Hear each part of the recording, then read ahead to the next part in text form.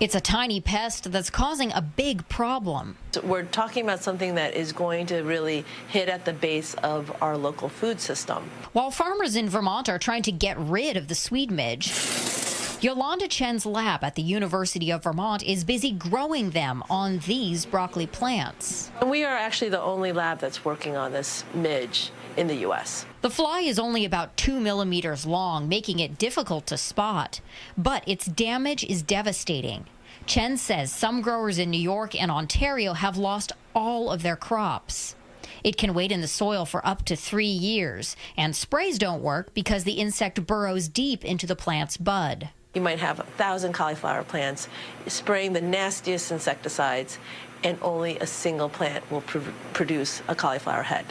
The crops at risk are some of New England farmers' favorites: kale, broccoli, cauliflower, and other greens. So both broccoli and cauliflower can lose their heads. You can have like deformed leaves, twisting of the stalks, kind of curling of the leaves.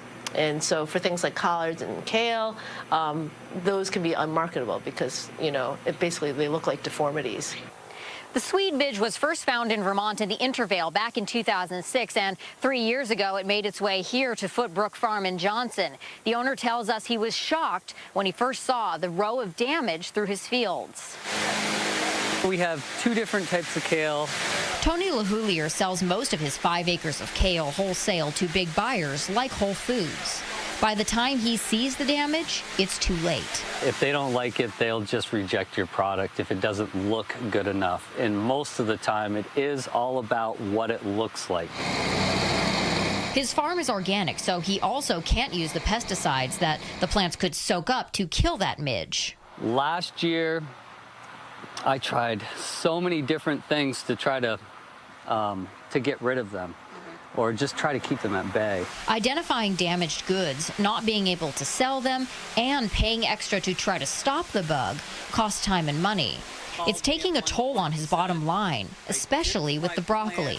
I think I had 1 crop, my final crop after the frost, that was sellable.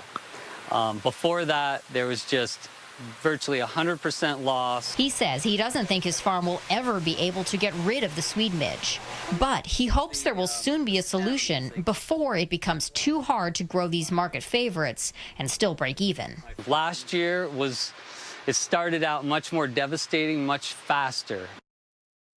It is so devastating. Gosh, almost 100% of your crop, all that work.